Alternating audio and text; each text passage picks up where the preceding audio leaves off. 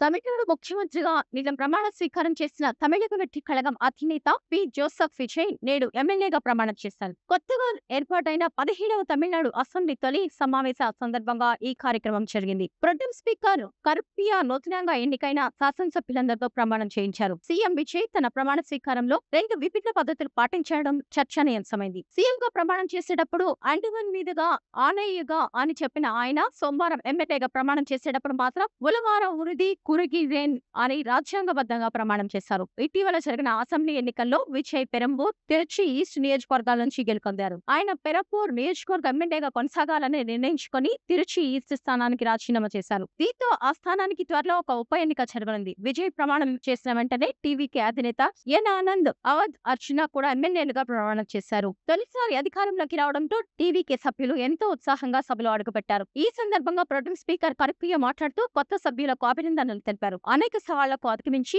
కొత్త నాయకత్వం ప్రజల నమ్మకాన్ని గెలుచుకుందని ప్రశంసించారు. ప్రజలు మనల్ని సేవ చేయడానికి ఎన్నుకున్నారు. ఈ బాధ్యతను ప్రతి సభ్యుడు గుర్తించి చిత్తశుద్ధితో పనిచేయాలని ఆయన పిలుపునిచ్చారు. పెరియార్, కామరాజన్, వేణు నాచియార్, అంజలై అమ్మాళ్ వంటి గొప్ప నేతల ఆశయాలకు హేతువాద సామాజిక న్యాయ సూత్రాలను పాటిస్తూ కొత్త ప్రభుత్వం పనిచేయాలని ఆయన సూచించారు. 234 స్థానాలున్న తమిళనాడు అసెంబ్లీలో టీవీకే అతిపెద్ద పార్టీగా అవతరించి మిత్రపక్షాల మద్దతుతో ప్రభుత్వం ఏర్పాటు చేసిన విషయం తెలిసిందే.